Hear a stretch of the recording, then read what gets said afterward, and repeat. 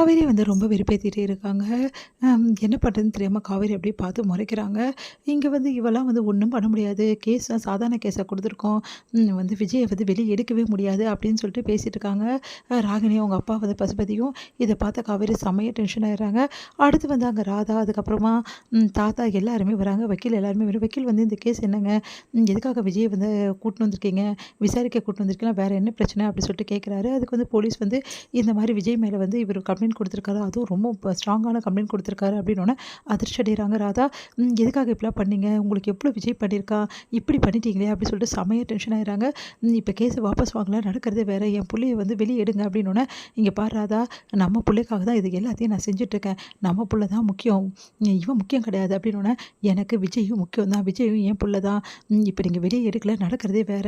இங்க பாருங்க, நான் உங்களுக்கு வேணும்னா இங்க வெளிய எடுங்க. அப்படி இல்லன்னா, நான் என்ன ஆனாலும் பரவாயில்லன்னா நீங்க இப்படியே இருந்துருங்க அப்படின்றாங்க. என்ன ராதா மிரட்டுறியா? அப்படின்னோனே, இங்க பாருங்க மாப்பிள, நீங்க பண்றது கொஞ்சம் கூட சரியில்ல. இந்த மாரி கேவலமா நடந்துக்கிறீங்க.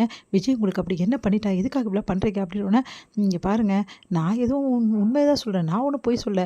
எது உண்மைன்னு உங்க மனசாட்சிக்கு தெரியும் மாப்பிள. தேவையில்லாம இப்படி விஜய மாட்டி விடாதீங்க. யார் பேச்ச கேட்டுக்கிட்டு இப்படி பண்ணிட்டு இருக்கீங்க. இங்க பாருங்க, நான் எதுவும் பண்ணல அப்படின்னு சொல்லிட்டு பசுபதி வர்றாரு. உங்கள நான் சொல்லவே சொல்லலையே. நீங்க எதுக்கு ஆஜராகுறீங்க? அப்படி சொல்லி கேட்டோனே அப்படியே அதிர்ச்சி ஆயிறாரு. உடனே இவங்க எல்லாரும் சேர்ந்து உங்கள என்ன பண்ணியிருக்காங்கன்னு தெரியல. இந்த மாரி பண்ணி வச்சிருக்கீங்க. இதில என்ன பிரச்சனை உங்களுக்கு தெரியுமா? நீங்க தான் ஜெயிலுக்கு போ வேண்டியது இருக்கும். எனக்கு அத பத்தி கவலை இல்ல. என் புள்ளைக்காக நான் என்ன வேணா என்னங்க புள்ளன்றீங்க. இங்க பாருங்க, உங்களுக்கு உங்க பொண்டாட்டி வேணும். அதுவும் உயிரோட வேணும்னா, இப்ப நீங்க விஜய வெளிய எடுக்குறீங்க. அப்புறம் அவ்வளோதான் அப்படின்னோனே, அதான் இப்படிலாம் பேசிட்டு இருக்கா. அப்படிதாங்க பேசுவேன். நான் உங்களுக்கு வேணும்னா இந்த கம்ப்ளைண்ட்ட நீங்க வாபஸ் வாங்கணுங்க அப்படின்னு சொல்லிட்டு செமையா திட்டுறாங்க. வேற வழி இல்லாம வாபஸ் வாங்குறாரு அன்பரசு. அடுத்து அன்பரசு உன்ன பார்த்துக்கிறேன் ராதா, இப்படி பண்ணிட்டேல்ல, நம்ம புள்ளையோட வாழ்க்கைய இப்படி படுத்திட்டியே அப்படின்றாரு. இங்க பாருங்க, நான் யாரோட வாழ்க்கையும் கெடுக்கல. சொன்னா கொஞ்சமாவது புரிஞ்சுக்குங்க. தயவு செய்து சொல்றத கேட்டு ஒழுங்கா இருங்க அப்படின்னோனே, அப்படியே டென்ஷன் ஆகி அங்கேருந்து போறாரு. இத பார்த்த பசுபதி அவங்க பொண்ணு செமையா டென்ஷன் ஆகி, என்னது இப்படி நடக்குதே அப்படின்னு சொல்லிட்டு, அடுத்து இங்க ராதா என்ன பண்றாங்க, விஜய் கிட்ட சொல்றாங்க, ம மன்னிச்சிடுப்பா சித்தப்பாவ அப்படின்னு. அத கேட்டுட்டு, பரவாயில்ல சித்தி, என்ன பண்றது? அவரு இப்படிதானே, யார் பேச்சோ கேட்டுட்டு இப்படி பண்ணிட்டு இருக்காரு அப்படி சொல்லிட்டு டென்ஷன் ஆகுறாங்க. இது இங்க என்ன பண்றாங்க, காவேரி இன்னும் வரலன்னு சொல்லிட்டு அவங்க அம்மா ரொம்ப டென்ஷன் ஆயிடுறாங்க. ஏன் இன்னும் காவேரி வரலன்னு காவேரிக்கு கால் பண்ணி பார்க்குறாங்க. ஆனால் ஃபோன் எடுக்கல. டென்ஷன் ஆயிடுறாங்க. அடுத்து விஜய் காவேரி வீட்டில் விட்டுட்டு அவங்க தாத்தாவும் விஜய் போகிறாங்க. சரிப்பா, காவேரி இப்படி பண்ணுவான்னு நினச்சி கூட பார்க்கலப்பா, இந்த அளவு உனக்காக பண்ணுறாளே அப்படின்னு சொல்லிட்டு தாத்தா சந்தோஷப்பட்டுட்டு இருக்காரு விஜய் கூட. அடுத்து இங்கே நடக்க போதோ தெரியல, அவங்க வீட்டில் வேறு என்ன சொல்ல போகிறாங்களோ அப்படின்னு சொல்லிட்டு விஜய் பயப்படுறாருப்பா. நீ ஒன்றும் கவலைப்படாதப்பா, எதுவும் நடக்காதுன்னு சொல்லிட்டு தாத்தா சொல்கிறாரு.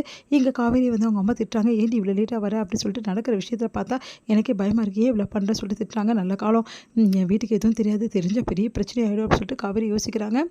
இங்கே காலையில் எழுந்தோன்னே காவேரி கிட்ட எழுந்தோன்னே கண்ணை திறக்கும்போது எல்லாரும் லைனாக நிற்கிறாங்க.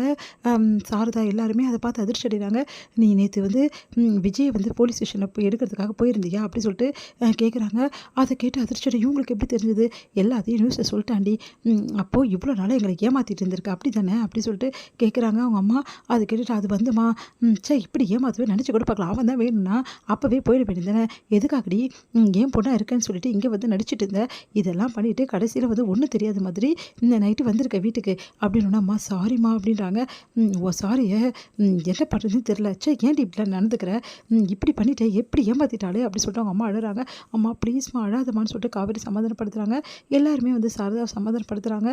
அம்மா, அவளுக்கு அந்த வாழ்க்கை தான் விருப்பம்னா அந்த வாழ்க்கையை அவளுக்கு இருக்கட்டுமே. கங்கா அவங்க அம்மா பார்த்து கேட்குறாங்க. அவங்க அம்மா அதிர்ச்சி அடைகிறாங்க.